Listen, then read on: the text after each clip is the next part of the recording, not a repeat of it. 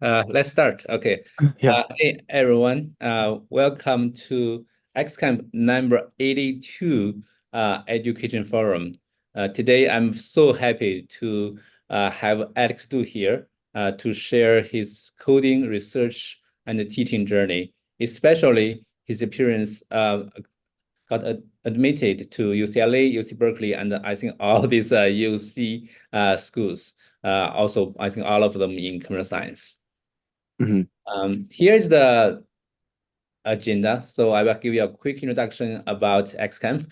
Then I will have a panel discussion between me and Alex Du. So I will ask him the growing experience, not only on coding, but also on research, college application. And also the Q&A session will follow. So you can ask any questions to him. Finally, as usual, we will have our open house. We will share with you what is XCamp, what classes we provide, what kind of achievement we have, and how we could help your kid. Here's a 2-minute introduction to XCamp. Computer science and artificial intelligence are tools that will change the future. XCamp Academy is a community dedicated to inspiring and cultivating the next generation of computer science and artificial intelligence talent. XCamp Academy was founded in August 2017 in Silicon Valley by 2 Google software engineers. The name XCamp was inspired by the variable X, which represents unlimited opportunities. XCamp's curriculum system and training methodology is inherited from Mr. Senyo Xu, a Chinese diamond-level international gold medal coach. Our staff here in the U.S. is mostly composed of senior software engineers from tech companies in Silicon Valley and prestigious computer science students from top universities. In addition, we have strong support from international and domestic competition winners in our coach team. From beginner-level Python to classic C++ courses and competition honors courses, XCamp's curriculum is designed for students of all different levels. By participating in team-based competitions and facilitating frequent group study sessions, XCamp also fosters an environment of collaboration to build each student's confidence in their ability to code. As of mid-2023, more than 200 XCamp students have reached USACO Silver Division and above, including 30 in the Platinum Division, and 12 were selected in the US camp, out of which 7 were fresh from the 2023 season, and 1 is selected for the US national team. In 2022 and 2023, in Stanford's and UC Berkeley's renowned high school programming competition, Broco and Calico, XCamp students won first and second place in the Advanced Division. In other well-known Bay Area programming competitions, such as the Hardcore Programming Invitational and Teams Code, XCamp students have won both novice and advanced groups top places and completed the transition from participants to problem writers. Here at XCamp, we believe that children have unlimited potential and can change the world through coding.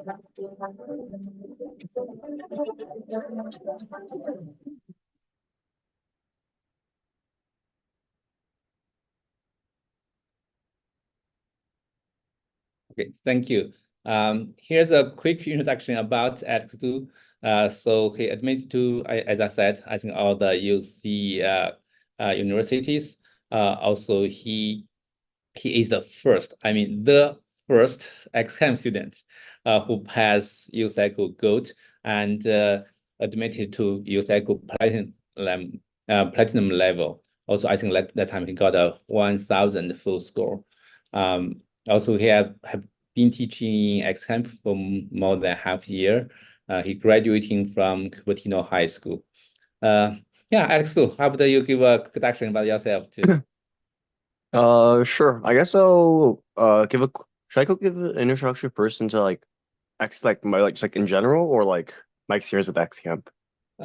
Maybe let's start later. Yeah, this is my background. I think a lot of people know. I will maybe skip this. I just have the numbers, in the video is not updated. So now we have 15 more students join the national finalists. One also into Canada team.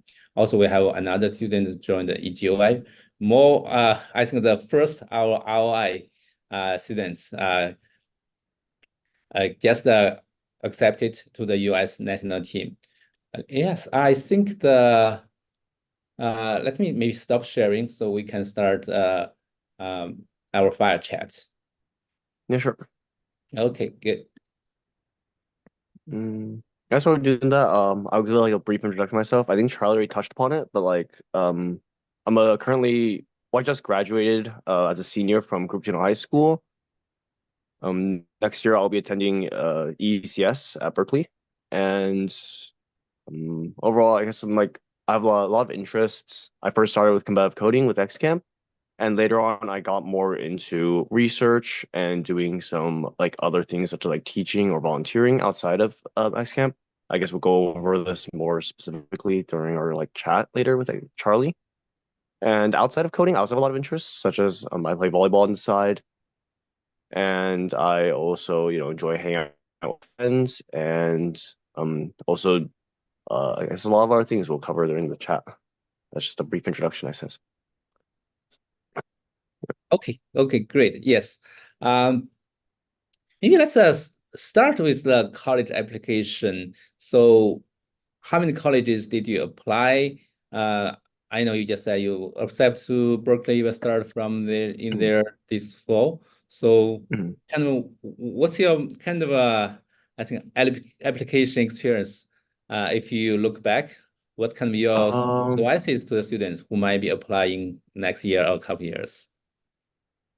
I guess my advice, well, overall, like mostly, I didn't get into too many privates. The only privates I got into like Cornell, like out of like the Ivies, but that's basically it. So I guess like the only advice I can like really give like that well is for UCs, because I guess I did pretty well in those. For my UC essays, I mostly I made sure to talk about like my technical background as well, but I also made sure to talk like there's 4 essays for UCs. I made sure only like 2 of them were on like the more coding related side of it, like competitive coding and research. But I made sure the other 2 were also covering like more broad aspects, kind of showing more like individuality. I think one of the essays was on debate and the other essays was on volleyball. And I think that's probably like a large part to my success for that. Because I think UCs a lot of times are looking for more broad, people with more broad interests, not like super specialized on one specific thing. And yeah, but I guess like showing more split up focus for UCs, I think it's a very easy way to get in, especially with like if you have like a good GPA and good background on top of that. Yep. Yeah. Okay, I see. Yeah. Yeah, definitely. I think that all of us know, GPA is one part. Mhm. Some academic achievement, also broad interest and community work that helps. Okay, Mhm. great. That's good to know. Maybe let's dig into more details. Would you please share like your coding experience? I know this pretty well, but I like you Yeah. share with this audience. When did you start coding? How did you make progress? How did you make the platinum, and any challenges or frustrations you had? Yeah, sure. So I basically started coding in 6th grade. At that time, I had like zero coding experience. Like a lot, I know a lot of people like have done like Scratch back in elementary school or something. Like currently, back then, I think there was like a lot less emphasis on coding. So when I started coding in 6th grade, it was with XCamp, and it was basically just from zero. At the time, I think XCamp was also just beginning, so the teaching courses weren't as developed as it currently is now. It was just one class. Like I was in the first class of XCamp, and we started off with Logo, which is like this really easy coding language. And from there, I think Teacher Ren initially didn't actually want like really intend it for XCamp to be a competitive coding class. But I think like the way he taught like really made us all enjoy coding. And after 1 year, he realized that we had learned enough to where we could actually start covering more specific algorithms and learning more advanced concepts. So from then we moved on to C++.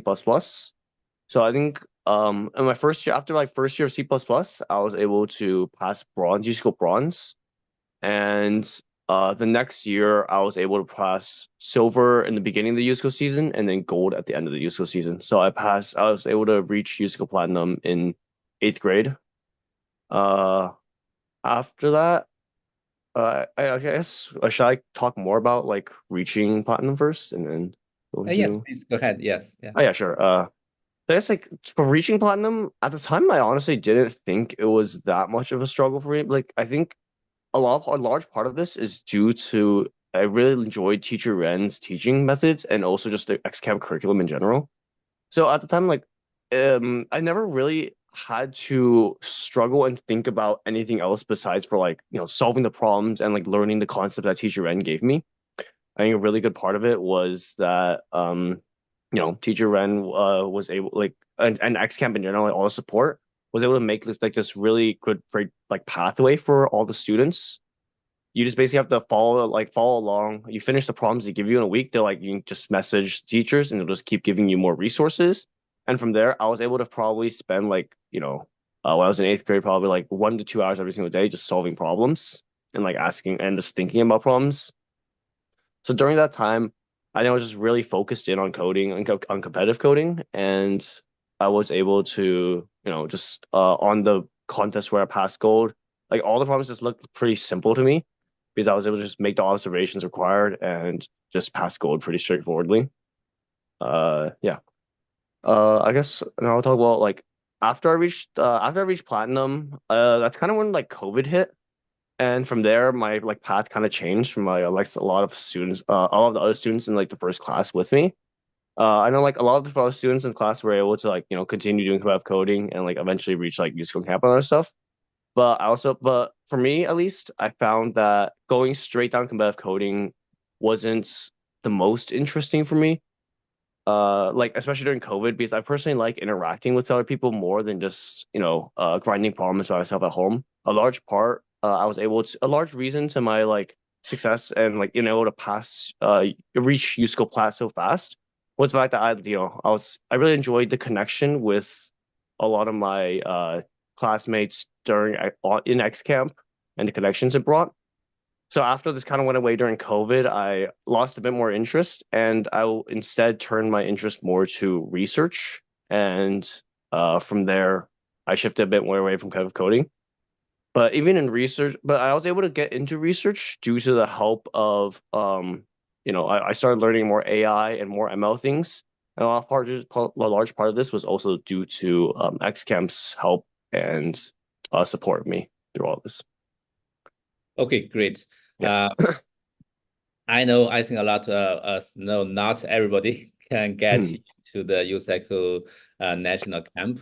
Also, this is not everybody's like interest. I think you give us an example. After you reach the platinum level, you think deeper, you kind of be more interested in research. So I think that's if you look back, that's a right decision for you. Also, I want to let all the parents here know Alex Lu's experience, showed to us every student is different. They have their own interest. They will follow their interest. That's kind of their right decision. Yes, great. Yeah, I think after you learn coding, you start doing the research. What research did you have experience and what's your achievement?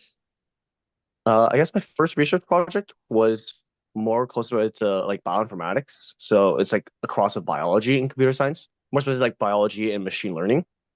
I guess I like this because I wanted to see like direct results of my coding, right? At the time, like when I was just doing competitive coding, like when I was trying to grind from platinum to camp, after around a year, like I started getting like a little less interested because I couldn't see the direct results of my work, right? Like at the time, I was just thinking like, you learn more and more advanced concepts. It's like the concepts, the algorithms get more and more abstract, and it's just solving problems all day. And after like just doing that by like a year by myself at home, like I was just thinking like, this just doesn't feel like something like I'm really making progress towards.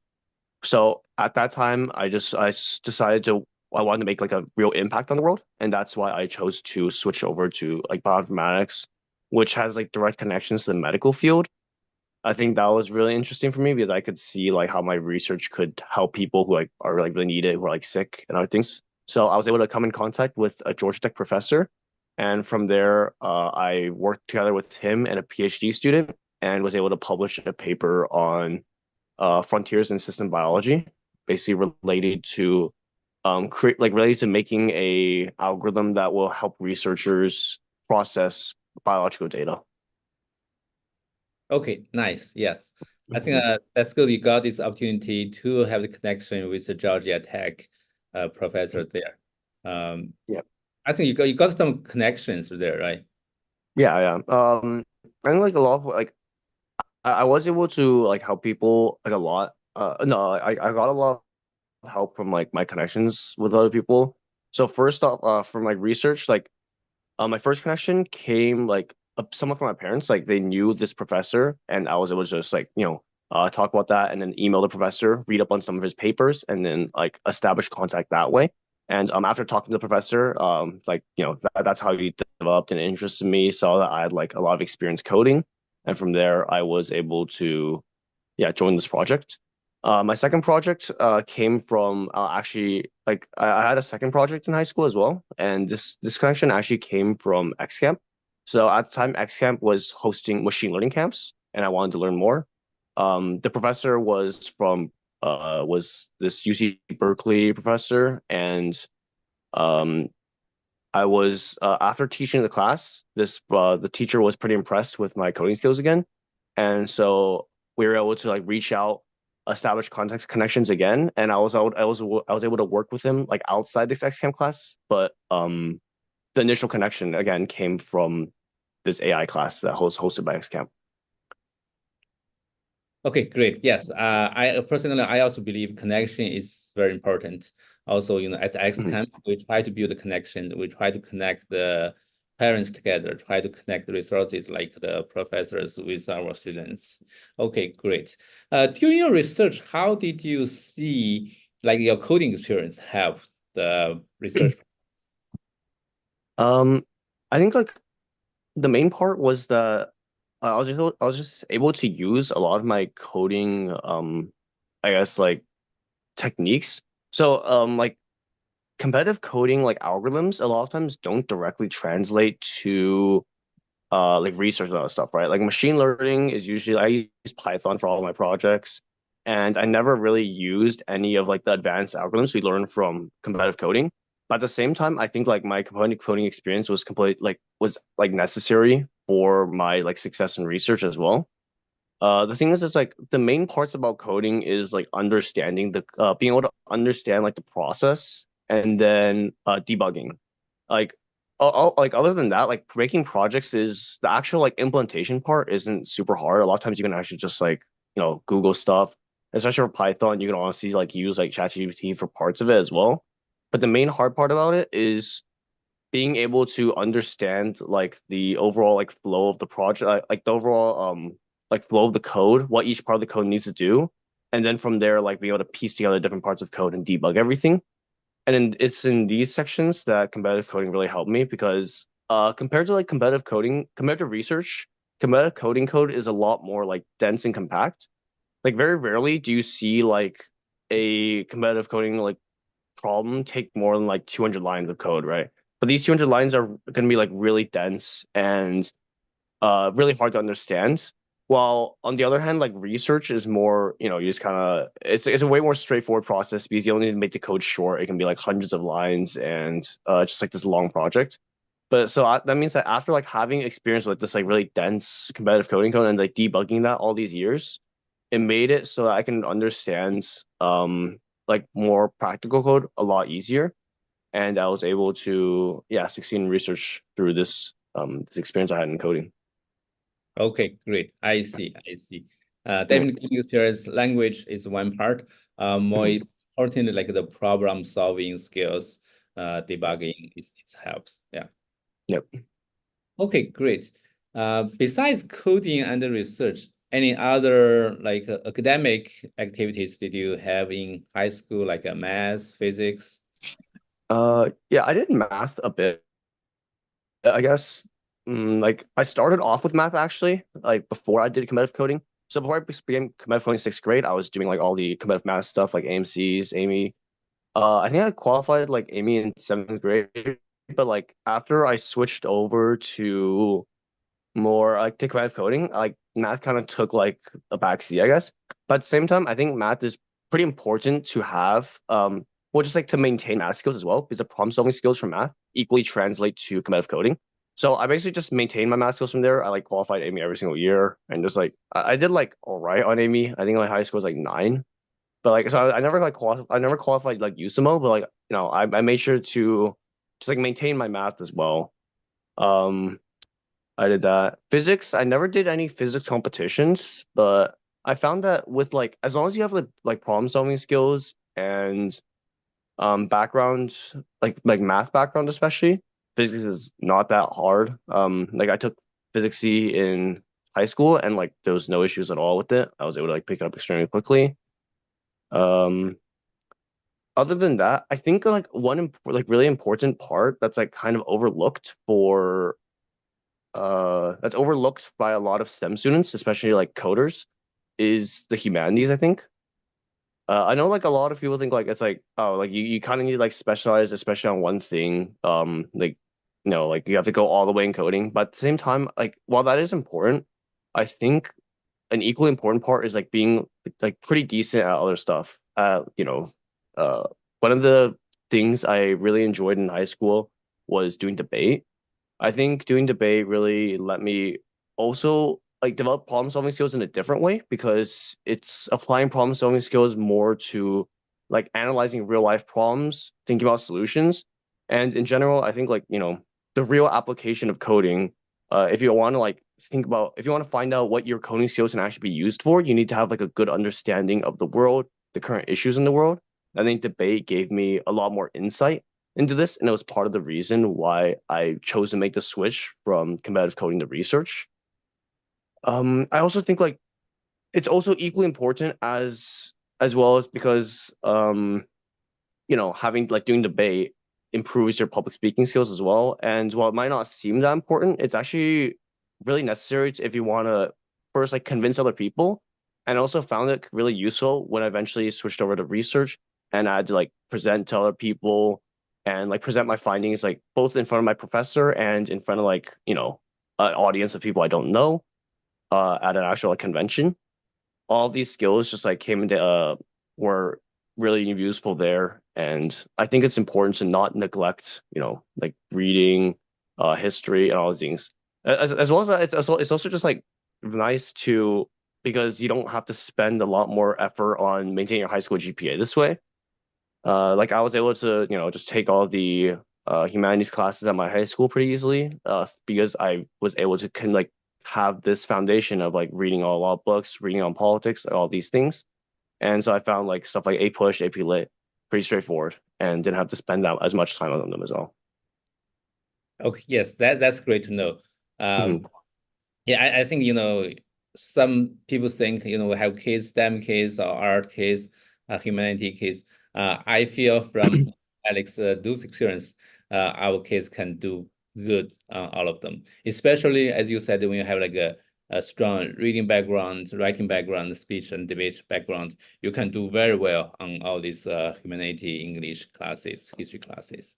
Mhm. Okay, great. I think that's very inspiring, for the parents to think about the journey of our kids. Besides the debates, you also have like volleyball, right? How much time when did you start play volleyball? Much time do you spend? Uh, yeah, I've also really liked sports, like I guess like throughout my whole like childhood. I guess like my parents like encouraged me to try different sports and do all these things. So I used to play soccer like in middle school, but then I switched over to volleyball when I was like in eighth grade. And from then on, I've been on the school team every single year and like played varsity. Um, I guess for volleyball, like every year, it takes a decent amount of time. Like school sports, it's basically around 3 months or so, 3 to 4 months every year, and every single day there's gonna be like 2 hours of practice, and like games are like 3 hours. So during the season, it actually does take up a lot of time. But at the same time, I still think it's worth it because through volleyball, I was able to, I think, develop more skills about like interacting with different kinds of people. I think like that's one important part of it. You know, it's like it's not just only talking with people about coding and other stuff. It's like working together towards a common goal, but like in sports this way, not like necessarily academics. but at the same time, like the mentality of like teamwork and like overcoming like adversity and all that stuff, so it translates. Yeah, I think it's also a good way to like switch, like make sure you make your mind like not completely like I guess like bored, like focusing solely on like research academics. Like a lot of times I'll like maybe like read some stuff before going to practice, then I go to practice, and then after like I shower and finish everything else, it's like my brain basically like resets and I can continue learning more things after it. So I think yeah, even though it takes up a lot of time, I really enjoyed like playing school sports, and for the college, like for the parents who like really care about like college application process, I think schools do value like having more broad interests like that as well, because schools also do know like how much time like school sports take, and if you're like the child is able to like demonstrate you do pretty well on school sports as well as having all this academic stuff, I think schools really look favorably upon that as well. Okay, great. I totally agree. Sports is very important for us. As you said, first it helps us build a healthy, strong bodies. Also help, we kind of form friends, know friends, have teamwork. Also help us, to build connections to. Also, sports usually take a lot of time, especially this competitive, also school sports. This kind of give you some kind of push on the time management, but it's another For sure. side for the time management. Okay, Mhm. that's good to know. Also, I know you are teaching at XCamp. How do you feel of teaching? Yeah, I've also I really enjoyed teaching as well. I think this kind of started off with like I think the video kind of covered it, but like I was one of the students who like I placed like first in Teams code, and then from there I switched over to becoming a problem writer at Teams code as well. Teams code is like one of the like largest like competitive coding like contests like outside of USACO, of course, but like it's just like this nonprofit that hosts contests and offers prizes to students to kind of encourage high schoolers to code. So I volunteered at that for like 2 years, and I found I really enjoy like like creating problems and like discussing with people and like talking and helping students. And from there, I switched over to teaching at XCamp. So I really like teaching at XCamp because first it allows me to like kind of refresh all my previous knowledge. Like every single time I like go back and teach a class, it makes me like relearn all the things I learned like years ago. And from there like teaching at XCamp also like allowed me to kind of reignite I guess my like love for competitive coding. So after I started teaching at XCamp, I began like doing more like code forces, doing more competitive coding in order to like keep up my skills with like the content I'm teaching. And I think overall teaching is also just really nice because it lets you like I guess connect with students and like and get like a better understanding of how students like different students think about different things. And from there, I guess yeah, like just like developing different ways to help students with different needs. I think that's what I really enjoyed about it. Yeah, that's great to know. Yes, we all know that students love your class very much. Also, you have connections with the students you're teaching is great. Thank you. Thank Also, I you, would thank you. say, for the parents, students, when we learn, and when we kind of teach, when you contribute, when you help others, it's another kind of a journey or experience we need to have. Also, I think that's the most rewarding things to us too. Yeah, thank you, Alex. Thank you. Yeah, for the high school, anything else, any other clubs you joined in school? Yeah, I did for school. I did like two coding clubs. Like one was like this game programming club. That I spent a bit more time on, but I think I found that like I didn't really enjoy making games as much, so I just kind of stayed as an officer. But the other one, I was just like the competitive coding club at our school, and there were like I became pretty invested, and eventually became like I spent a lot of time on that. And the reason I did that was it was again like part of the like teaching coding like part of it. Like there's a lot of like I think Cupertino High overall is a lot less like competitive than like schools like let's say like Limbrook or something. Like I know like Limbrook students like most of them have like done coding to like some extent, or like yeah, like all like writing competitions and stuff.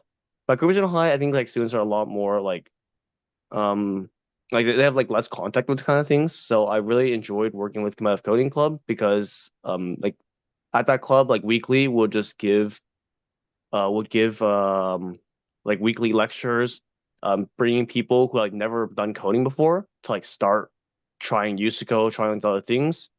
And another big part I enjoyed was creating contests. So the contests we make for like our school would be like a lot easier, but at the same time we will have to like try to make the problems interesting, right? To bring people who never done coding before a bit more into coding. And that was like a completely different challenge than just like teaching like students who are already advanced in musical. But I really enjoyed it, and yeah, I want to continue bringing more people into coding. Okay, great. I think that's another great kind of community work you did. Mhm. Also, as XCamp, we support all our students to do such of the work. We are like sponsors of Kubernetes High competitive coding Yeah, test. Also here, yeah, any XCamp students or non-XCamp students, we would like to support any students, to build their coding club, to help the coding classes in their coding club, and to support their coding contest in the coding club. Mhm. Okay, great. Uh, so I know here you shared you will be in Berkeley. Mhm. So definitely you choose the ECS major, right? Mhm. Yeah. So what's kind of your plan for your college? What do you see your future? I think like the main part is okay, like I think it's definitely gonna be something related to AI. Like I think from what I've seen and like the research I've done, it's all related to AI and like almost everything like tech related in the future is gonna include AI to some extent. But then after that, I don't have a completely set path, right? Like I think like I probably won't become a professor. Any idea of like just doing research myself for like the rest of my life doesn't interest me that much. So I'll probably go more into industry so I can work with other people to like create projects. But then like I guess I'll have to see like where the industry goes, right? Like part of the reason I chose ECS was I mean obviously like it's a good program, but also I think there's gonna be a lot of like different like a lot of connections between hardware and software in the future. We already see this in like all like AI because like how the chips, like how graphics cards and how like different sensors and how like all these things interact with the AI background as AI connects more and more with the real world, I guess. So all these things are going to continue becoming more integrated in the future. And that's why I think having a good background in both like hardware and software is probably going to be really nice to have in the future. I don't really have a specific industry I'm looking like I currently know I'm going to be working in the future. I'll have to like, I guess see like how the industry shapes in the future and like how, I guess like how I find more interest in like either software or hardware in the future. But I guess the main thing is just I'm gonna like take a lot of classes and probably join like machine learning clubs and just have, I guess, make sure to keep reading up on the like the different like how the AI industry is going to be changing in the future and like the new technologies that come up. Okay, great. I can Yeah, see it will be an exciting journey. yeah, for sure. Okay, great. Um, yeah, if you go to industry, if you find your interest, if you want to start your startup, Yep. I'm an angel investor. Okay, come back to me. For sure, for sure. I would like to support you as you support from the sixth grade. Um, Mhm. okay, another topic I also want to, discuss with you about the parents. Yeah, I Mhm. know you well. I know your parents well. I think Mhm. Chinese elementary school. So Mhm. what do you see the parents, your parents support you in the past, say, 17, 18 years? Yeah, I mean, I'm really grateful for my parents for all the support. They didn't like support me as much like directly in software. Like both my parents work in hardware and like they basically have no knowledge of like coding at all. So throughout most of my like coding journey, they mostly stay out of it. But at the same time, like they support me like in different ways. Like they're able to like send me like have the money to send me to X camp, and from there like I was able to develop all my own connections and like learn the classes. But they're also they're there for me to like I think like a large part in the way they supported me was by not being like too directly interfering with my like what my learning, right? A lot of like part of the reason is also because like they don't understand it, but another part of it is that like they're able to trust me that I can make my own progress. Like first in competitive coding, and then after I started like becoming like more interested in like shifting away from competitive coding, they were also there like there where I would have like this discussion, and didn't force me to continue competitive coding, and were able to support me, through research, by like encouraging my transition and my like switch to research, and helping like me find connections through that as well. I think that's like a really good way they helped me was by and like when I started doing research, they also mostly stay out of it, and I was just able to like find by myself like what I need to do and learn like the whole research process by myself as well. And from there, I think I like gained a lot of like knowledge, and that'll like help me like I guess like first like for like college application, but like I think more importantly when I'm in college and when I'm have to like learn my own things, I think what my parents did like really helped me through that. Yeah. Okay, great. Yes, I totally agree. You had a great, wonderful parents. Yeah. Generally, I summarize like two parts, as your parents do. The first one is kind of a respect. As you said, they respect your choice. They kind of not leave it alone, but what you do, they kind of You can understand they my understand like you and give you the freedom you do. Don't mhm, kind of just pose their idea onto yourself. mhm, Second one I like to see is kind of a unconditional love and support. I mhm, can see, yeah, your parents support you so much. Like the coding at X camp classes, also like the research, right? Also all the other things. Yeah, I think that's the great we learn. I hope all the parents and students here we can learn from Alex to the parents. Let's respect our kids. Let's give them fully support. yeah.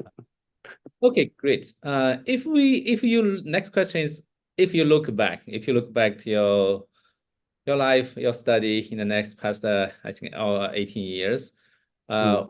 what would you do different if you can live it again? Mm, I mean, I think it's kind of interesting. Like, I don't know, I think like now I see like a lot of my like a lot of students like were able to like like a lot of like like previous like friends and classmates in X camp were like able to continue with persevering with like competitive coding and reach camp, and from there like reach schools like MIT. Um, and well, I think like I don't actually regret like not continuing competitive coding. Like I think if I continued coding, like I now realize I probably had a good chance of making USCO camp and all these other things. But at the same time, I realized like, the college I get into and like a lot of the other things is just probably gonna be like a small part of my overall like career. Because like, once I get into college, I'm still gonna have to choose like something to go, like choose an industry to go into, continue learning, continue doing all these things. And I think I'd rather have like a good like decide like in college. Like I realized like I'm not gonna continue doing like more competitive continue learning more like deeper into like algorithms, and instead I want to switch more over to like AI, learn more about like the industry, about the research process, about like how to work with people. And from there, I think I made the right decision in like leaving earlier, because like I know a lot of the people who are going into um like who continued competitive coding, like they really have like this passion for competitive coding, and a lot of them want to actually continue like learning more into like algorithms and developing like CS in the future.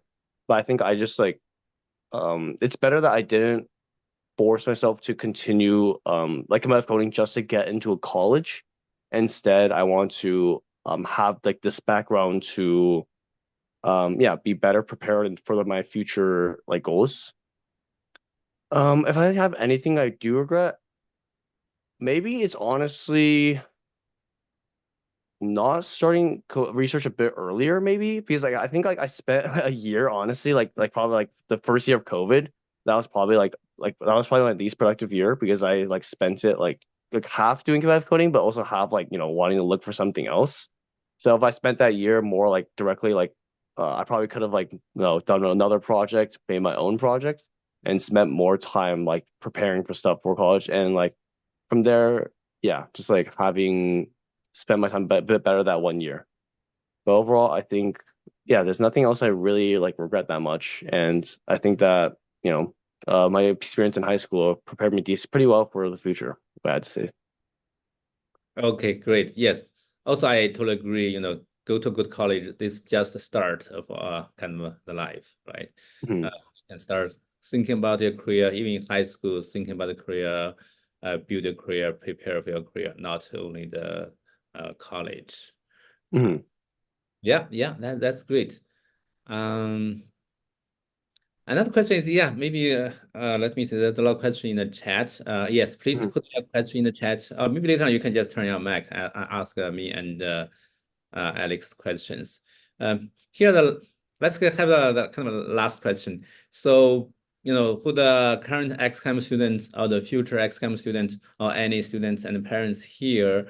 So, what might be kind of advices and suggestions to them? My advice is, I think like for sure, it's really important to have like this good background in coding.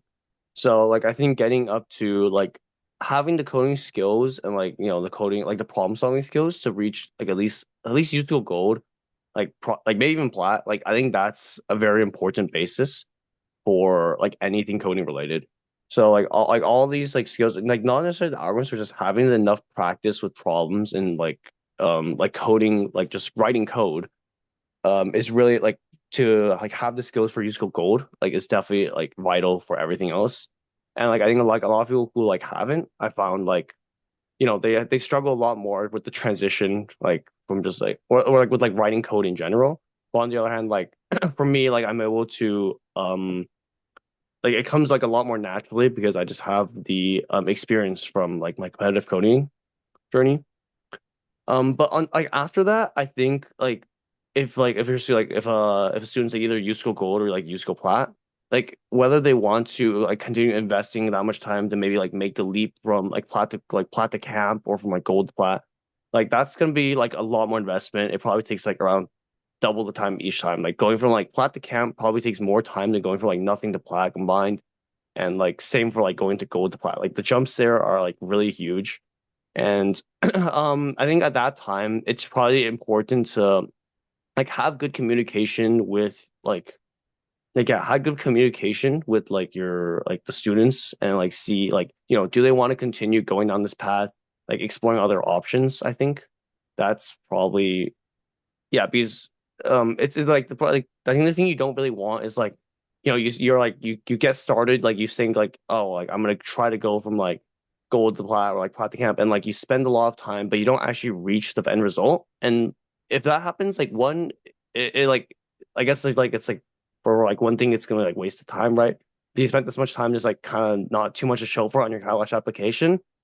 And the second thing is that it's just like really discouraging, right? Because you have this like goal, but like you find that like in the end you're not really like that passionate about it and you don't reach your goal. I think that's like kind of doesn't feel the greatest. So I think it's important to like make sure your students stay motivated and like they themselves really want to make the leap, right? They really want to go from gold to plat. They really want to go from like plat to camp, like all these things.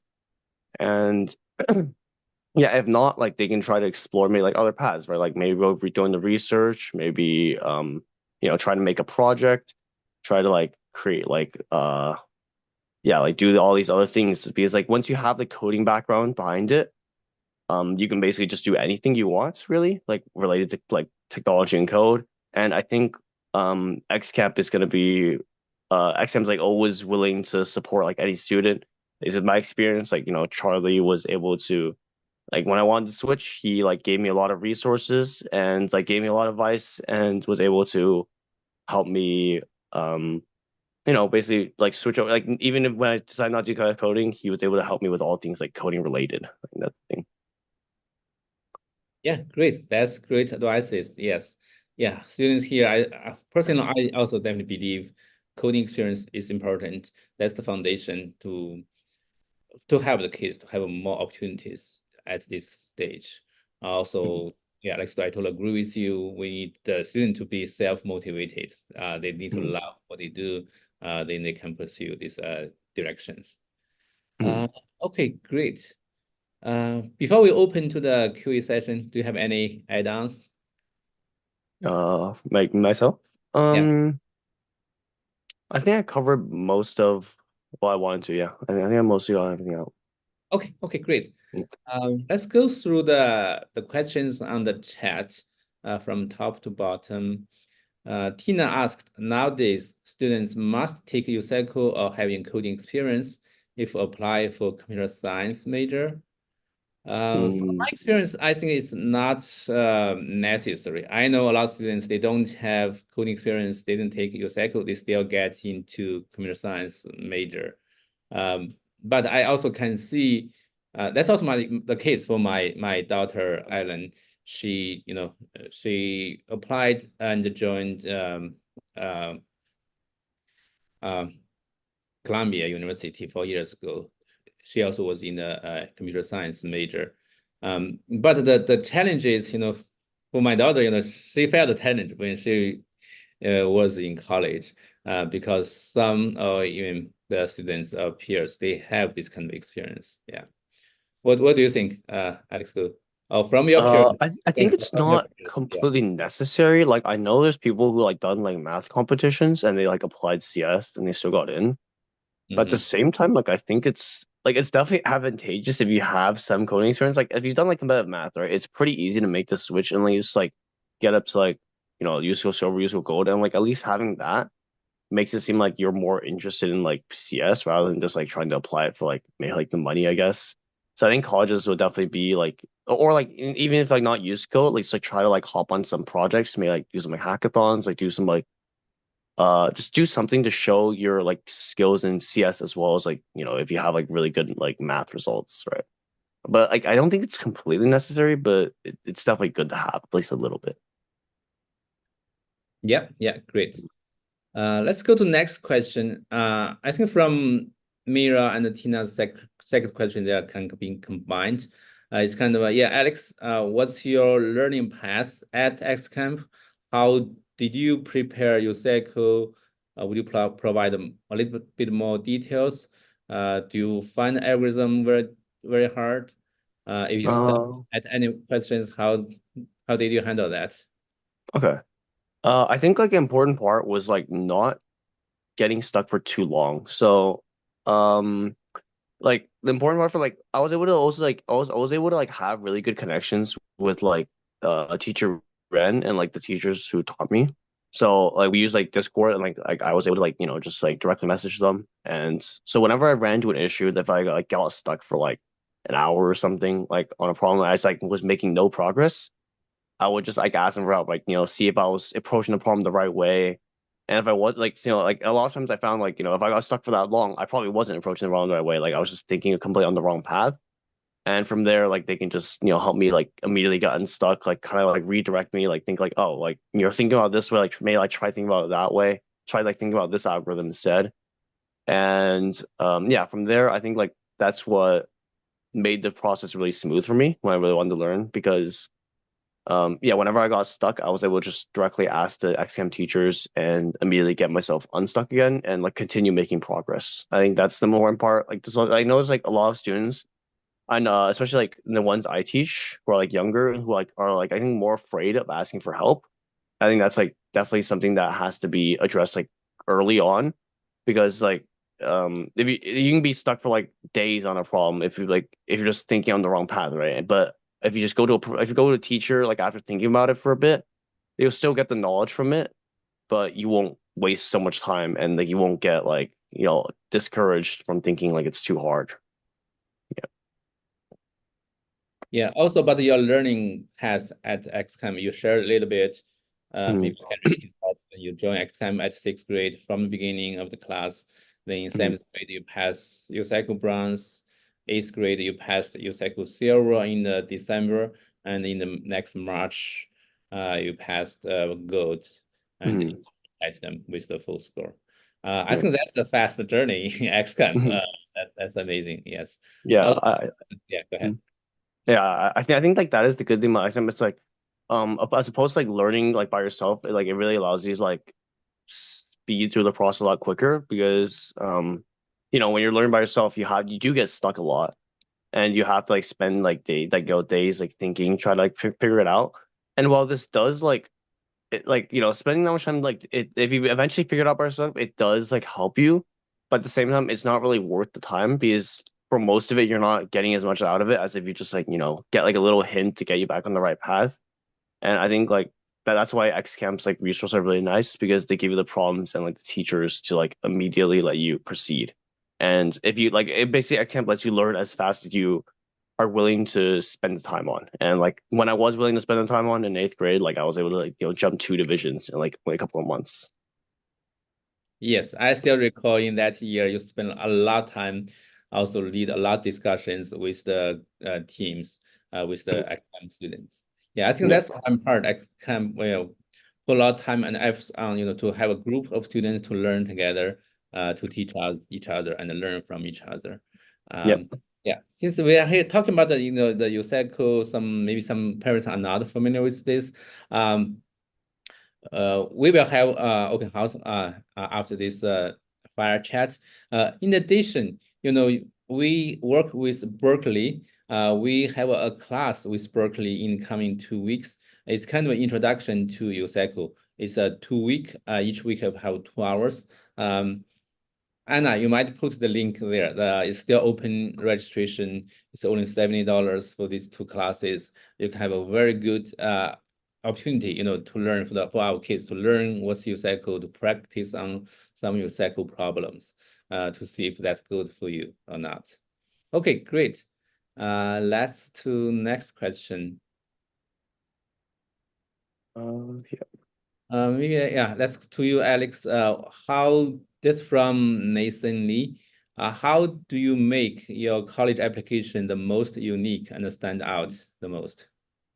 So I think like the more parts of college application is like one, you definitely need to have like one thing you're super focused in.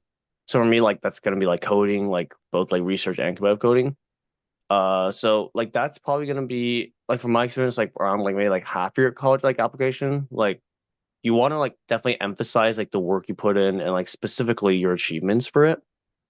You can't really just assume that like all college all college readers like know it's like, oh, like even if you have like musical plot or like USIMO or something like that, you can't just assume they know like exactly like how impressive it is. So you have to like, you know, spend some time writing about your experience, talking about like how much you did for it.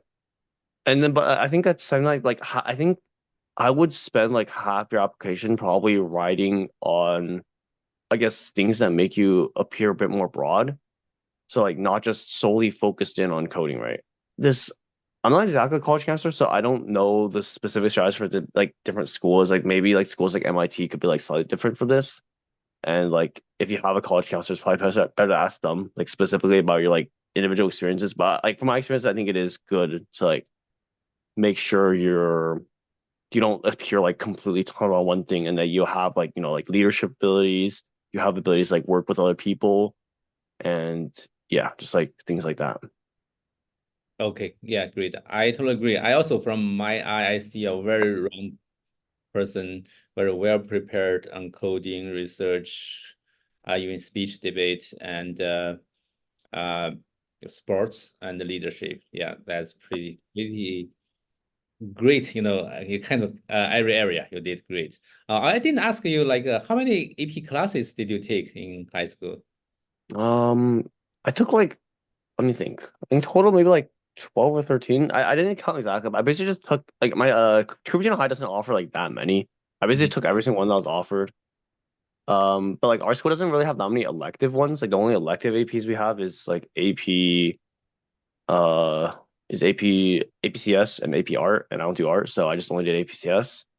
Like outside, like I didn't take that many AP classes, but like I think outside of school, I took more like college courses. Like I finished math early, so like I did like, you know, BC sophomore year, stats junior year. And then like so while I was doing stats and also in senior year, I was taking like math classes outside at like community colleges. And yeah, I think overall like I mean school classes, like AP classes weren't that challenging. Like so I think it's probably like I was able to spend more of my time on like research and just taking more classes outside of school as well. Okay, great. Yeah. How was your standard test? Did you take Genesis, SAT? I didn't spend that much time on it either. I think I just like I took it like once. I just got like a 1560 on SAT, and then I full scored PSAT. But like, yeah, I think like anything above 1550 for SAT is basically the same. So I didn't bother retaking it. Yeah, like I think as long as you have good like reading background, and also like math should be like really easy to anyone who's in STEM. Like you probably I don't think it should take that much time studying for it. I mean, I think I studied for like probably like a week before the test, and that was around it. Okay, Yeah. great. Tina has a question for your published paper. Did this happen in high school? Yeah. I published two papers I published two papers in high school. The second one was more like the first one was on like it was with like a PhD student and like the professor, so it was like on like an actual like scientific paper site. But the second one was more it was like with just me and another student guided by a professor, so we published it on like a youth journal. Okay, great. Yeah, that's glad to know you already have a paper published. Mm. The next question is from Sean. Did you volunteer in high school? Yeah, I mean, but like, most of my volunteering was also coding related. Like I talked about Teams Code, so that's like a nonprofit, and all my work there counted towards volunteer hours. I think I spent enough time on Teams Code that like I was able to get the presidential service award, like the gold award from I think that's probably like 150 hours in a year or something like that. So I spent like a lot of time on Teams Code. Um, but on top of that, yeah, it's been, like I also volunteer. That I think that's basically on a volunteer, just like spending it on like various coding organizations and like teaching for free, and that all counted towards volunteer hours. Okay, great. I think that's all the questions I see in the chat.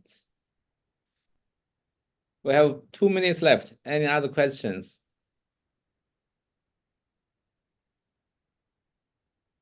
No?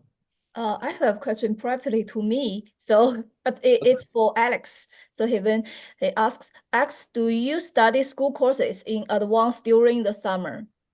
No, I don't. I think like I think overall for me like school courses were never too big of a concern.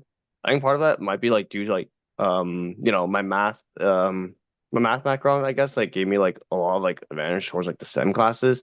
I guess the fact that I also like didn't neglect my humanities like made it so that, like even though like A push AP Lit wasn't that challenging for me either. So I never really had to spend that much time I guess in school, and that's like an advantage of like all the competitions and all the stuff I did. So I was able to spend most of my school years still on research and like have time to like play sports as well. I'm gonna say like two more questions in chat. So how many schools I applied to? I think like all the UCs plus like I guess like the Ivies and then like MIT CMU, like I guess something like that. So, I'm not sure exactly, probably like around 12, something like that. Yeah, like I guess it's just like a decent amount. Like most like number of schools doesn't like it's not too hard because most of the schools even like a lot of the essays can be like repurposed. Most of the schools ask like similar questions. There's only a few applications that really like take a lot of time. But yeah, overall, like you just have to like repurpose all of essays. Like don't try to write like the same essay. Like don't try to write unique essays for every single school. And for how I use my summers, for both of them, I spent them mostly on like so as like freshman year, at that time I was still going more for combative coding. So I spent that summer at XCamp, like XCamp summer classes, like learning there. And for sophomore and junior years, I spent those on research projects. So the first one was on the bioinformatics project. The second one was on my second project. Yep.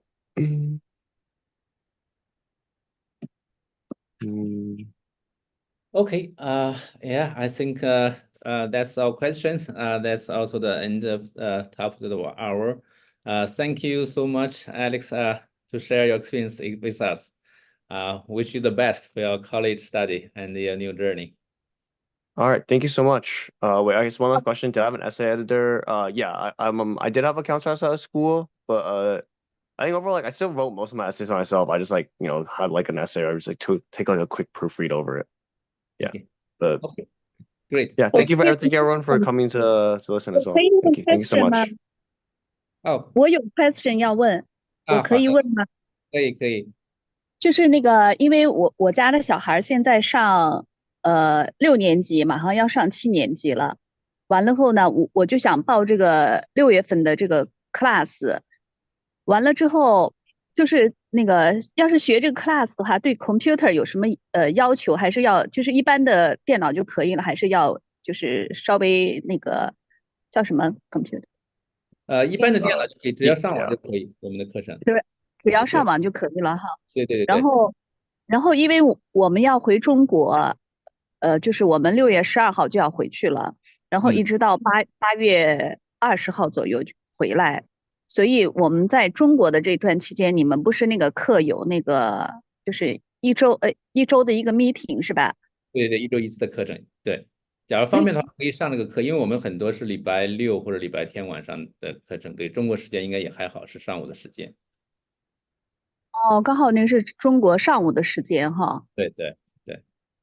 哦，行，所以就是像他这个就是没有上过，所以就是他要参加你们那个考试之后的话，他就只能上是那个最开始的那个第一个班是吧？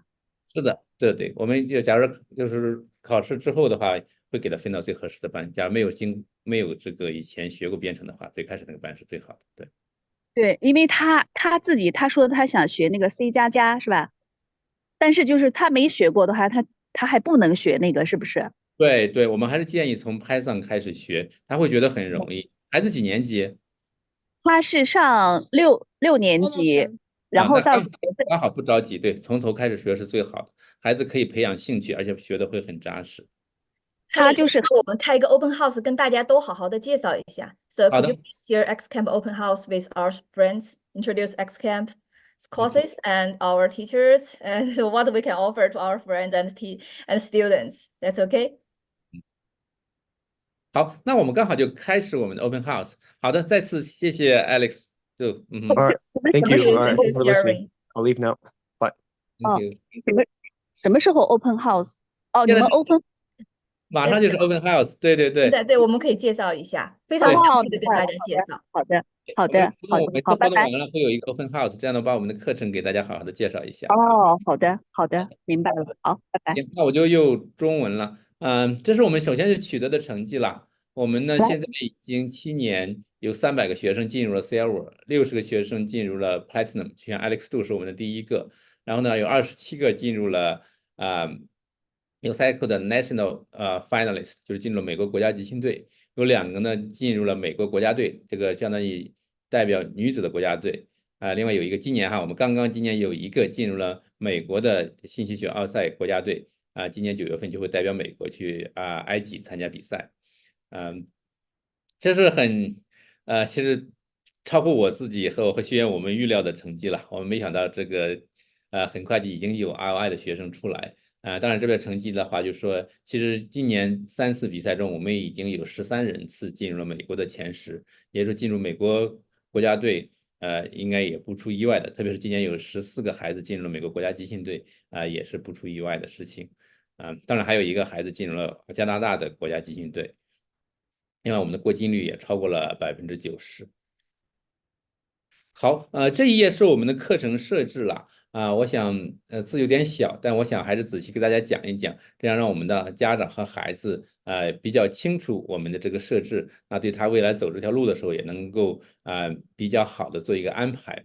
首先看到这4个 box 其实是我们的4个台阶的课程。总结下来的话，应该有18门课程。首先呢，有3门课入门的 Beginner Level， 这个是 Python 讲的。而且我们结合着 Visualization 和视化，这样让孩子能够打下很好的基础，更主要的是能够让他喜欢上编程，比较好玩。然后从200开始呢，我们就开始学 C++，在200、201、202 3门课呢，主要是讲的 Bronze， 有 USACO Bronze 的 knowledge。其实大家知道其实我们呢 XCamp 呢是以讲 knowledge 为基础，我们把所有的需要 cover knowledge 都给孩子 cover。甚至有USACO没有考到knowledge，但我们认为是有必要的，也会给孩子系统的来讲。那到了3字头和4字头呢，其实我们进入了这个 advanced level，这个 level 的话就开始准备的是 zero 和 good level 的 knowledge，到了600的时候呢，其实是到了这个真正的 competitive programming， 是到了 platinum 和进 USCamp。总的来讲的话，我们设计了一个 level 差不多需要3个学期到1年的时间，孩子一般是从5、6年级零基础开始学，大约到5、6年的时候，可以到达 USCamp 这个 level。当然了，我们不是所有的孩子都适合竞赛，或者这也不是所有的孩子都要走的这么一条路。即使在走这条路的时候，我们也要说，我们左边这课程呢是 knowledge， 其实孩子懂了这些 knowledge 之后，还是需要 practice 才能够拿到好的竞赛成绩。我们另外还有这个 winter camp 和 summer camp，这个是最主要的孩子进行 practice 的一个机会，而且 camp 是 in person 的，可以和同学、老师之间有很好的交流。我们的 summer camp 呢，已经马上就要爆满了，是在7月22号到8月2号2个星期，在San Jose这边的 summer camp， 就从入门的一直叫 bronze、silver、gold、platinum 都有。假如孩子真的要学的话，即使不做竞赛的话，其实也是会欢迎来我们的包括入门班和这个 bronze 和 silver 的camp。另外我们还有这个 APCS 课程，其实是帮助孩子准备APCS 考试，特别是也会把 Java 这么个语言学得很好。我不知道讲到这里有没有家长对我们的课程的设计有没有什么问题？好，没有的话我们就往下走哈。我们觉得孩子要把编程学好，不仅仅说上课来听一下老师讲课这么简单的事情，我们是有一个全方位的服务。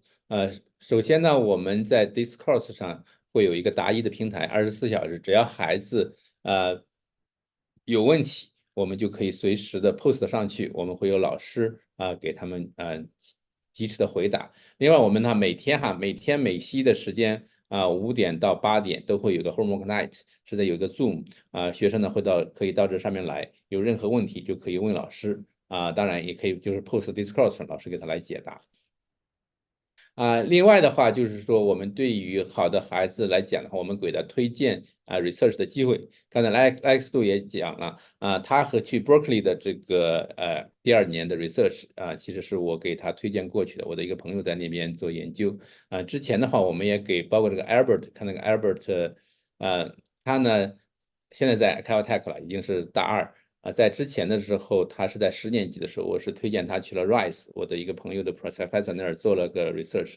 当然第2年了他又去了 Caltech 做了 research， 后来被 Caltech 录取。对于我们孩子来讲，我们会把这些很好的资源给他们。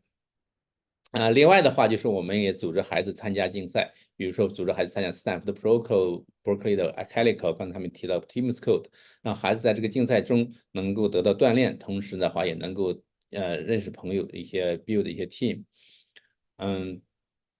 我们当然了，同时我们会和这些大学进行合作，包括Stanford、Berkeley 帮助孩子一起来提高。另外的时候，我们还有这个 TA 的一些机会，孩子可以来做我们的 TA， 我们来给他一些 office hours。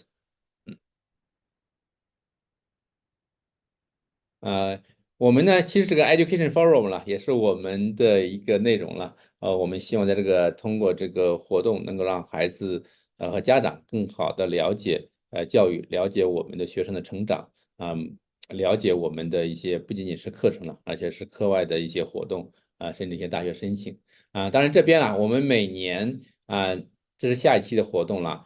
都会请美国计算机奥赛的国家总教练、总领队 Brian Dean 来 XCamp 和大家来进行对话交流来聊一聊 USACO 的最新进展、最新的要求、最新的一些趋势也包括怎么帮助我们的孩子学习，怎么帮助我们的孩子的职业发展。当然我们还有其他的一些活动，这个地方就我们叫100 Problem Challenge， 这个呢是从6月10号就这个周末了就开始。是什么呢？我们在不同的 level， 在 Pre-Bronze level、Bronze level、Silver level、Gold 和 Platinum 每个 level 呢给孩子准备了100道题，我们挑战他们能不能在2个月的时间，从6月10号到8月10号完成。这个在 Summer 期间了，其实有很多孩子已经报名了，就是这个时间呢，我们让孩子通过这些练习，可以真的很好的完成一个在这个 level 的真正熟练起来，让他们在12月份参加这个比赛的时候，即使不参加比赛的时候，对他们的成长也会是一个很好的帮助。另外的话，我们每年秋天了，从10月份开始一直到3月份都有这个 mock test，我们也会有1次的这个 free 的 mock test。刚才其实也讲了，这个 Summer Camp 是从今年7月22号到8月2号，也是一个很好的一个机会。我不知道是不是这里边大家对 UCLA 还是比较熟悉了，可能就是我们这个 UCLA 呢，就相当于 USA Computing Olympiad， 每年其实它有从 Bronze、Silver、Gold、Platinum， 这是它的4个 level 了。最后的话，其实孩子进入了 USACO 国家集训队最后呢到RI 的 team。今年我们是14个了，有1个进入的 RI team。另外的话就是说，它的比赛是每年4次，从12月份、1月份、2月份和3月份，每次4到5个小时。他会每个月的时候会找一个周末让孩子来考，可以孩子其实从礼拜5到礼拜1了，可以选任何4个小时来考试。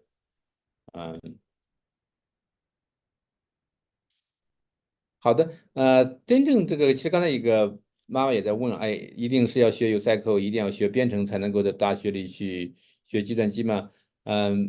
当然应该是来讲，你有的话一定会对你有帮助的。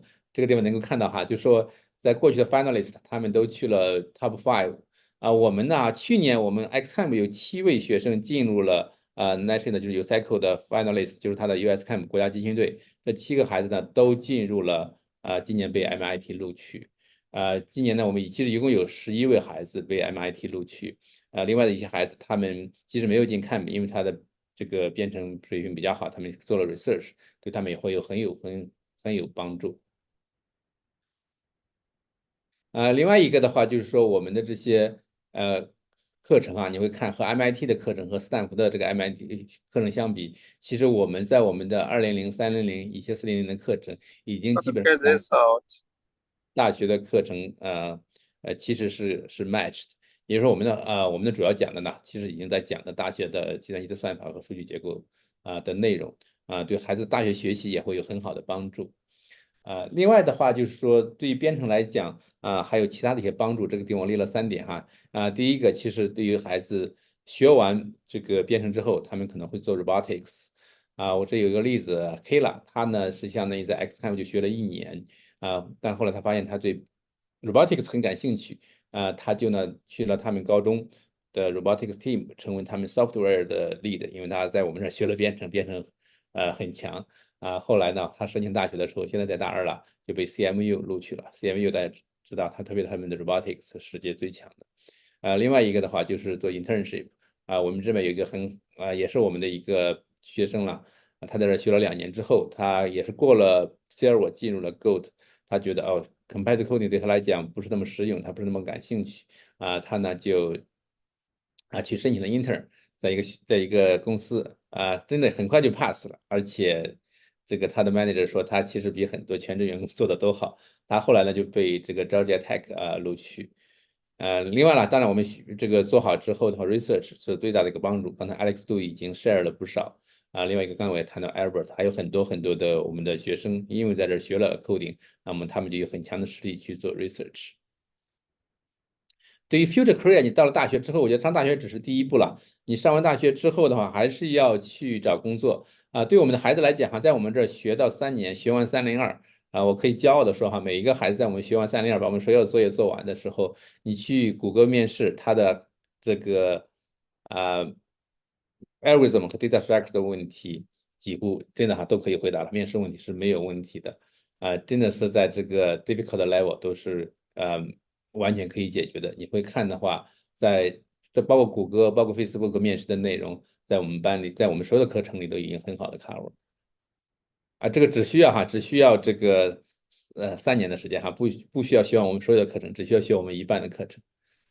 好的，那我现在就 share 到这里Open House 我们主要的内容。那下面呢，我们可以进入 Q&A 的阶段。我先看看 chat 里面有没有什么问题哈。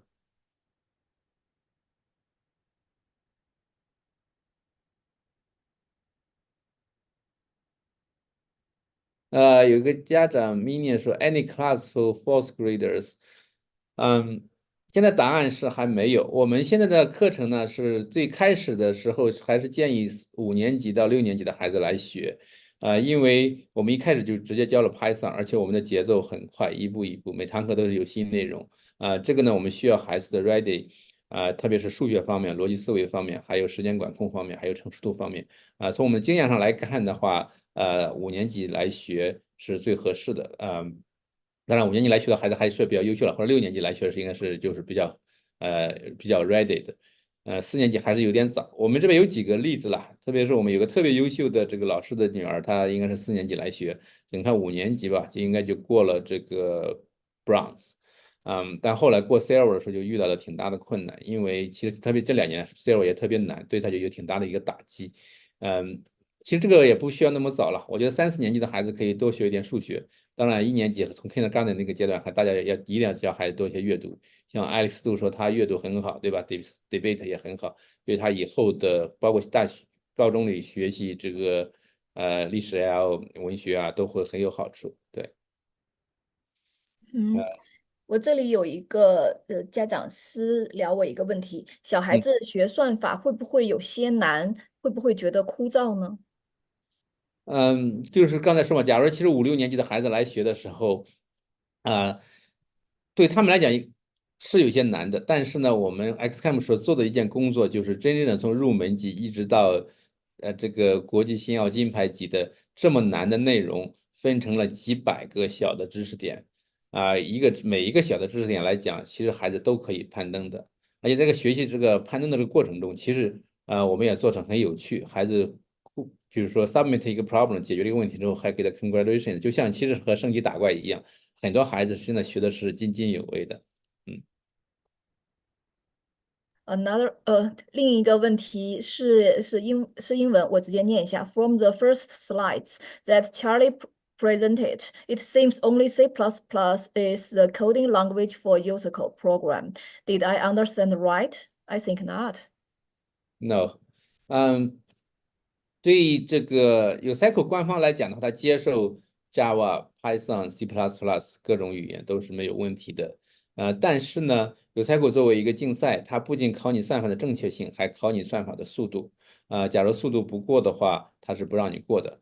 已经有些题目证明了，同样的算法，特别到了 Bronze 还好，特别到了 Silver level，我们也试过，同样的算法，你用 C++ 是可以过，但用 Java 是过不了的，Python 也过不了的。因为他们的语言的这个速度哈，其实 Java 真的落后 C++ 2到3倍甚至5倍，Python 呢可能是5倍到10倍之间的这个 slow，有些时候它的速度达不到，这也是为什么做这个竞赛的孩子都会要学 C++ 的。其实我想说一下哈，其实，在谷歌的话，C++、Python 和 Java 是3大语言基础语言，当然其他的现在也有一些。在语言上面永远不是一个障碍，特别现在有了 ChatGPT 哈，语言很多东西就是语法东西很容易就学了。最主要的还是核心的算法和数据结构，是最重要的。对，我们的孩子，我们专门有一门视频的转语言的课，一共10个小时。我们的孩子很多孩子一个星期就实现了从 Python 到 C++ 的一个转换，因为在这个时候，语言上我们并没有用的特别多的东西，主要的这个还是在算法和数据结构上。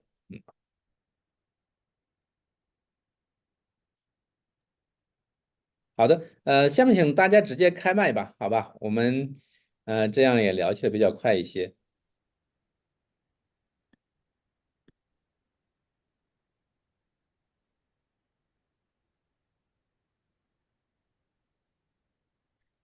If you guys has any question, you can unmute yourself.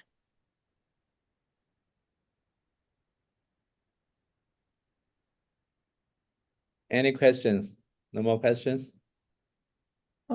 我这里还是有一个私信，但是他是问我说，Alex 不在，但是他想问一下查理能不能分享一下。对，他是这样问的，他说在 UC 大学申请当中有什么是绝对不能碰触的禁忌吗？我不知道这样说对不对。有没有什么就是写 essay 的时候特别的技巧需要注意？我不知道查理能回答吗？这个我还真不太好回答，因为我对大学申请还不是专家，特别竞技方面的话，可能一时我脑子还没有想出来说哪些是不能写的。对，政嗯，治正确的事情一定是禁忌，我觉得对，这个对你说的，千万别碰。这个不要对，碰，不要政治不要错误，对吧？不要谈政治，不要谈精神创伤，尽量慎重的谈精神创伤，不要谈宗教，主要是这些问题。好，刚才我看 Ethan 是不是 Ethan 言？哎，对，是那个我是伊森的爸爸。哎，我有一个问题啊，伊森是对 coding 很感兴趣，但是他 start 的比较晚，他是等于说6年级上7年级的暑假才开始，所以说现在还是在201C 上面。他如果说想今年的去试这个Bronze，嗯，那我们应该能做什么呢？他的平常的作业都是这个 everything 这个mandatory optional 的他都是做完的。哦，那很嗯，好了，那很好了。嗯，就说这个课程上的话，应该 knowledge 上没有问题。我们除了课程之外，希望孩子假如要做竞赛，都比较顺利的话，现在刚刚开始了哈，一个100 problem challenge 你让对。伊森也参加。那个我们 sign up 了。对我曾经问过你一次这个问题，就是当时是这个建议是那个 summer camp，但是我正好跟我们的那个就是这个 travel 是冲突的，对吧？有 conflict，对，有冲突。那这个我们 camp 所以就没有报。我就想的就是 应该没问题吧？假如他能够把这100题做完的话，应该还是会很有帮助。特别后边20题还是比较难的。对。OK。对，然后呃到了秋天的时候，10月份我们就开始有这个 mock test。我们现在建议就是假如孩子想尽快通过的话，一定要来做 mock test，因为光上课讲和做练习题和真正考试还是现在差的还是挺远。有时候这3道题哪道简单哪道难，孩子在这个过程中怎么调整这个心态，怎么找到最简单的题，填2题把它做了，然后把第3道题做一半，这个是需要练习的。OK，那就是速度上还是有要求，就是要对对对。对，OK。有的孩子到最后嗯。其实就是卡在第一题最难上了，后来没有时间做，很可惜。对。好的，那这个考试的技巧，这个是一定要对这对，这个我个这个主们会有专门的 mock test，我们有10次的 mock test，从10月份开始，这个也行，让 Ethan 来报名参加。好的好的。刚才说到那个100题的话，他这个都是自己在做。如果说中间需要帮助啊，或者说想问一些问题，那这个是什么渠道？因为我看他报名，但是具体的我还没有仔细看他的这对，个整个过程我中间，我们们这次呢会建一个那个Discord，孩子呢可以嗯哼在上面互相问问题。第二个的话，我们有 Discourse，就是我们有一个像答疑的平台，孩子可以把问题 post 上去。OK。嗯，好的。还有最后一个问题是，因为这个我不知道说的可能会，我不知道是不是很合适了，这个因为 public forum。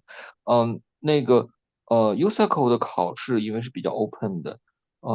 就是像这2年里像 AMC 的考试一样，中间可能会有些泄题啊，或者说这些那个在美国的孩子一般都是还是就整体来讲都好像有一些 disadvantage，因为这边的孩子都是非常的 honest。那对。我就不知道这个问题的话，您怎么看？你说这个特别对哈，就是我们周围的这些孩子真的很 honest，很多孩子是对此不耻的。嗯，第二个的话就是说，我觉得我们孩子的成长哈，就是说真正把自己的技能学好，把自己的自信心培养出来，把自己的能力培养起来。这从我们的家长来讲，我们也是要这么来做的。我们的孩子学好之后的话，真的对他们职业上会很有帮助。对。嗯，我可以补充一下吗？嗯，大家可能看到了 USACO 的官方近期的时候，branding 已经发布了一份公开信，他表示他在今年已经处理了很多这样作弊的孩子，这个结果是非常严重的。然后他也宣布在即将以后的赛季中会推出更严厉的措施来保证 USACO 竞赛的这个公平性。那么下周五的时候，Branding 会来 XCamp Edu Forum 做客，大家也可以来听一下，亲自来问一下，他即将推出哪一些的措施来保障这个比赛的这个公正和公平，好吧？对，这个 test 整个的这个系统的这个 integrity 是非常非常重要的。是的，我们也非常支持 USACO 官方的这些决定。有另外一位家长也问到了一下，就是100题这个是个什么形式？一下子拿到100题吗？然后怎么知道做了呢？做对了呢？这个题目都是 USACO 真题吗？是这样子，是你一下子会拿到100题。我们有一个我们自己开发的自动的评测系统，孩子做完之后把 code 放进去，它马上会自动评测，马上会告诉孩子对了还是错了。一般呢会有10个 test case，也会告诉孩子你对了几个 test case，错了几个 test case。这样的话，孩子应该会及时的得到一个反馈。从题目上来讲，里边呢一部分题目是我们自己的题目，一部分是USACO 的真题。应该来讲的话，是对孩子在那个 level 最好的一个 coverage，是最好的一个练兵的一个机会。这个是孩子可以给他2个月，当然我们会在每个星期了都会评奖让孩子看每个星期进步最快的，对，包括最后也有一个评奖。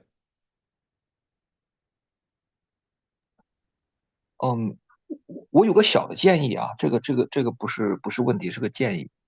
嗯，那个，就我看孩子写 code，反正我是那个就是要Ethan 就是要把 code 要写清楚，这个跟谷歌的那个readability 是就是一脉相承的的东西。那这就是说就我看那个孩子的就一般写的 code 好像都都还是没有，就说这方面需要一些 training。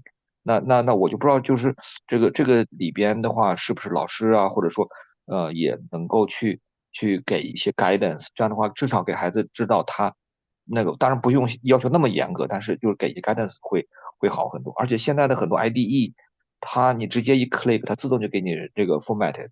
那个现在呢，就是说 readability 上面理论来讲我们没有特别的强调，包括变量的命名，格式上呢会有一点说，但也没有特别的强调。这个原因在哪里呢？就是说，或者这个阶段我们的孩子还比较专注在算法和数据结构上，而且他们的代码一般的会在30-50行，其实高年级100行、200行也基本上到头了。基本上来讲的话，现在还不是一个 big problem，而且以后真的孩子要学的时候，应该也不会是一个大的一个障碍。真正在竞赛的时候，的确了，包括这个变量命名，其实很多孩子我们甚至还建议孩子用个短变量来命名，因为你 type 起来还是有时候会快一点，而且容易看一点。对，好的，这是一个很好的一个问题了。之后吧，我们也还是会帮助孩子开另外一些课程，包括做一些 project，打一些 hackathon，学前端、后端。当然，AI 课现在已经在开了。整个孩子的这个能力上面的话，我们会给一个综合的一个培养。那个时候的话，对这个 readability，对这些甚至一些 design pattern 都会有更多的一个设计。OK，好的，那谢谢。就是在考试的时候就是个简单的那个 text editor，它没有任何的这种现在 IDE 的这些帮助，是不是？理论上讲，USACO 竞赛的时候，它并不反对你用任何的这个 IDE，你在任何 IDE 编译用完了之后呢，到它的 website 去 submit。OK，好的，谢谢。客气，好的。